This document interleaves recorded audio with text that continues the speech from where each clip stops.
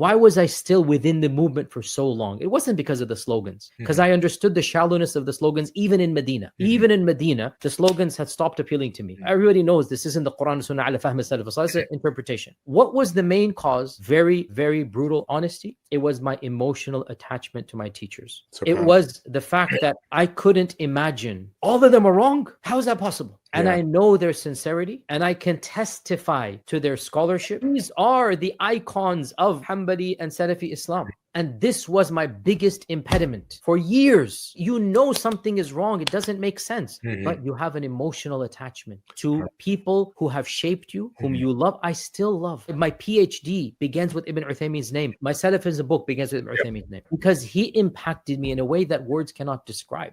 When I think about it, I start getting teary-eyed and emotional. Like, there's a deep impact that is beyond what he taught. I consider him to be a wali min awliya illa azza wa jal. But it took me years to understand piety is not the same as having the correct opinion. This is the impediment that I had. They are, inshallah, and they were pious people, but other movements have the same emotional connection with their icons. And I know that doesn't make them right. Every time a major scholar dies of any movement, look at how the followers of the movement, they're in pain, they're crying, the accolades that come out, the Facebook posts, and you sense the iman and taqwa of the person who died. You sense the mahabba in the hearts of the awliya, and you know this must have been a righteous man. But the Salafi says, oh, but he's Deobandi. The Deobandi says, oh, but he's Barelvi. The Barelvi says, oh, but he's Ahli Hadith. And they don't realize piety transcends movement. Sincerity transcends labels. And what I now say, Allah rewards piety and sincerity, not labels. This gets me into a lot of trouble, but this is what I firmly preach and believe amongst the Ahli Hadith, amongst the Salafis, amongst the Barelvis, amongst the Deobandis, amongst the Jamaatis, amongst the Ikhwan. All of them, you have people that are going to be in Jannatul Firdaus. And they were icons of their movements. And they believed and subscribed to their theologies. And they taught their theologies. But Allah will not punish them for an innocent ijtihad. Rather, Allah will reward them for their iman and their taqwa. If I can understand that these movements will all, inshallah, be not just in Jannah, potentially in Firdaus, why do I want to create a living hell on earth with somebody, inshallah, I'm going to be with in Jannah?